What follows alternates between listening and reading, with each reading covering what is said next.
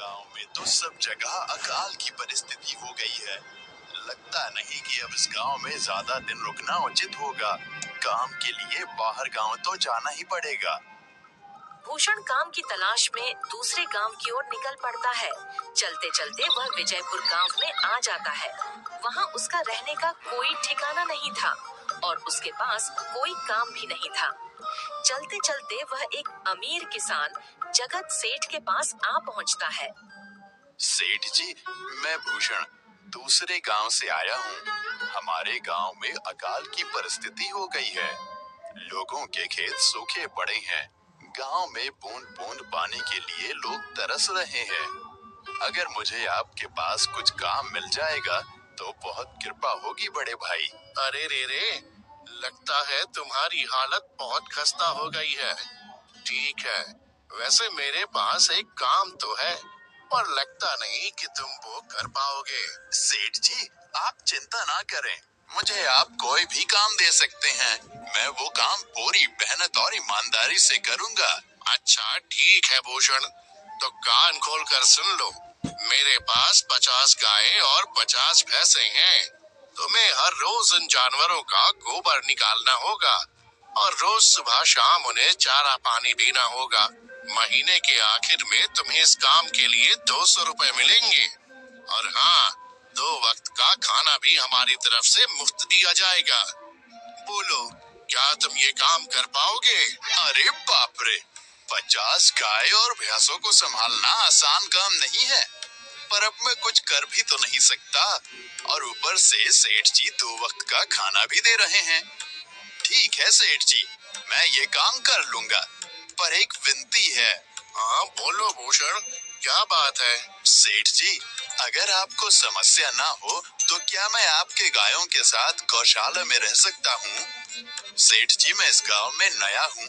मेरा रहने का कोई ठिकाना नहीं है। जग्गा सेठ थोड़ी देर तक सोचता है और भूषण को ऊपर से नीचे तक देखने के बाद उससे कहता है, ठीक है भूषण, तुम गौशाला में रह सकते हो। जी धन्यवाद सेठ जी। तब से भूषण गौशाला में रहकर अपना काम करने लगता है। वह रोज जल्दी उठकर गाय और भैंसों का गोबर निकालता, उन्हें चारा डालता और समय पर पानी भी पिलाता था। हर रोज भूषण अपना काम ईमानदारी और पूरी मेहनत से करता था। जगत सेठ को भी भूषण का काम बहुत पसंद आने लगा, क्योंकि वह अपना काम सफाई से करता था।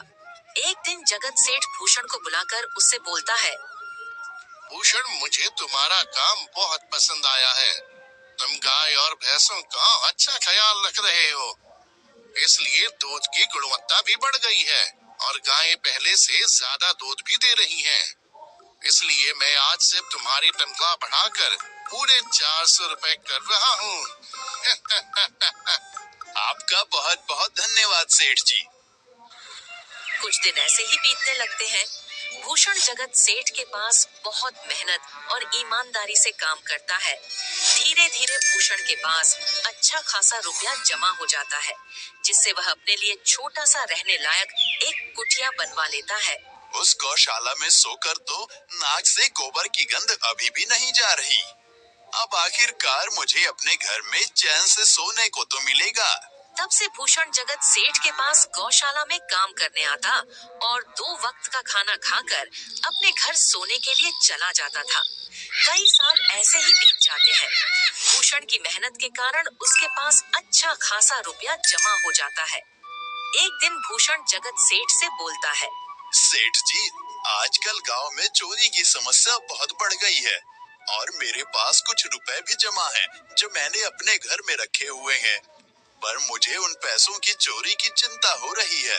आपको तो पता है कि मैं दिन भर आपके पास ही काम करता हूँ और सिर्फ रात में ही घर सोने जाता हूँ, इसलिए मुझे रोज उन पैसों की चोरी की चिंता सताती है। हाँ भूषण, तुम बात तो बिल्कुल सही कह रहे हो। आए दिन गांव में नए नए चोरी के किस्से सामने आ रहे हैं और दिन भर तो तुम्हारा घर खाली ही रहता है, तो चोरी होने की संभावना तो जरूर है। जगत सेठ थोड़ी देर सोचता है और फिर भूषण से कहता है, देखो भूषण, ऐसे समय में तो गांव में एक ही जगह है जहां पर तुम्हारा धन सुरक्षित रह सकता है, और वो है जमींदार का घर। क्या जमींदार का घर? हाँ भूषण, इस गांव के जमींदार बहुत ईमानदार और दयालु हैं। ऐसा मैंने कुछ लोगों से सुना है और उनके घर पर बहुत सारे पहरेदार भी हैं, तो चोरी होने की संभावना बहुत कम है। तुम अपने पैसे उनके पास रख सकते हो। अच्छा, ऐसा है क्या सेठ जी? ठीक है, फिर आज ही मैं जमींदार जी से मिलकर बात करता हूँ और उन्हें अपनी समस्या बताता हूँ। उस दिन भूषण जमींदार जी के घर उनसे बात करने जाता है। तुम रुको, कहाँ अंदर आए जा रहे हो? वहीं रुक जाओ। जी, मुझे जमींदार जी से मिलना है। मुझे उनसे कुछ काम है। क्या काम है तुमको उनसे? मुझे जरा बताओ। जी, मुझे कुछ पैसे रखवाने थे उनके पास, यही काम के लिए आया था मैं। अच्छा ठीक है, तुम अंदर जा सकते हो। नमस्ते जमींदार जी, मैं भूषण जगत सेठ के यहाँ काम करता हूँ। कुछ साल पहले ही मैं दूसरे गांव से आया हूँ।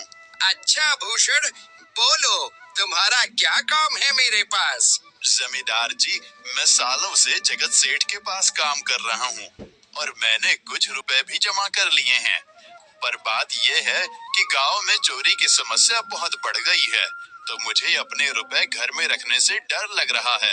अच्छा, कितने रुपए जमा किए हैं तुमने? जमींदार जी, यही कोई 5 से 6 हजार रुपए होंगे मेरे पास। वाह, ये तो बड़ी रकम है। मैंने आपकी ईमानदारी के बारे में लोगों से बहुत सुना है, इसलिए मैं अपनी रकम आपके पास कुछ वक्त के लिए रखने आया हूँ। हाँ भूषण, तुमने बिल्कुल सही सुना है। तुम्हारी रकम मेरे पास पूरी तरह से सुरक्षित रहेगी। तुम अब चिंता ही छोड़ दो, मैं सब देख लूंगा। भूषण जमींदार को दे देता है। ये पूरे 5,800 रुपए हैं, आप गिनकर देख लीजिए। गिनने की क्या जरूरत है, तुम तो जगत सेठ के आदमी हो, मुझे तुम पर पूरा विश्वास है। जमींदार जी, आपका बहुत बहुत धन्यवाद। अब मुझे चोरों का कोई डर नहीं है, क्योंकि मेरे पैसे सुरक्षित हाथों में हैं। अरे भूषण, कोई बात नहीं, धन्यवाद तो मुझे बोलना चाहिए, जो तुम मेरे पास आए अपने रुपए रखने के लिए। भूषण अपने पैसे जमींदार को देकर अपने घर चला जाता है। हाँ भूषण, तुम्हारे पैसे मेरे हाथों में ही अच्छे लगते हैं। ऐसे ही भूषण ईमानदारी और मेहनत से जगत सेठ के यहाँ काम कर रहा था। देखते ही देखते 2 साल ऐसे ही बीत जाते हैं। एक दिन भूषण सोचता है, अब बहुत साल हो गए जगत सेठ के यहाँ काम करते हुए। वैसे सेठ जी तो बहुत अच्छे इंसान हैं, पर सोच रहा हूँ कि खुद की जमीन लेकर उस पर मेहनत करूँ, तभी मैं बड़ा आदमी बन सकता हूँ।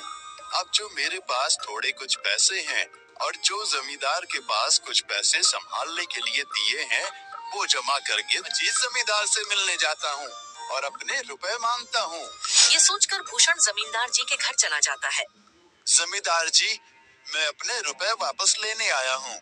आपके पास मैंने 5,800 रुपए दिए थे संभालने के लिए। अरे भाई साहब, मैंने पहचाना नहीं आपको, वैसे कौन हो आप? अरे जमींदार जी, मैं भूषण हूँ। पिछले साल मैंने आपको पैसे संभालने के लिए दिए थे, याद आया कुछ? अरे भाई साहब, मेरे पास कितने सारे लोग आते जाते हैं पैसे रखने के लिए, और सभी के साथ मेरा अच्छा व्यवहार होता है। वैसे आपके पास कोई कागजात हैं क्या? क्योंकि मैं हर व्यक्ति से कागज पर ही व्यवहार करता हूँ।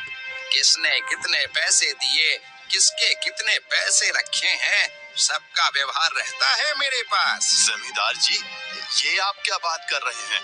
आपकी ईमानदारी देखकर ही मैंने आपको पैसे दिए थे संभालने के लिए, और आप अब ऐसी बातें कर रहे हैं। कृपया करके। हाँ भूषण, मैं ईमानदारी से ही काम करता हूँ, इसलिए तो तुमसे मैं डॉक्यूमेंट्स मांग रहा। तुम्हें पता नहीं, जब तुम किसी से पैसों का व्यवहार करते हो तो तुम्हें स्टाम्प पेपर पर लिख कर देना पड़ता है। तुम किसी से भी पूछ सकते हो। नहीं जमींदार जी, मैं आपके पैर पड़ता हूँ, कृपया करके मेरे रुपए मुझे दे दीजिए। बड़ी मेहनत से मैंने वो पैसे जमा करे। अरे क्या ये झूठ मूठ का रोना धोना लगाया है? लगता है तुम ढोंगी हो और मेरी ईमानदारी और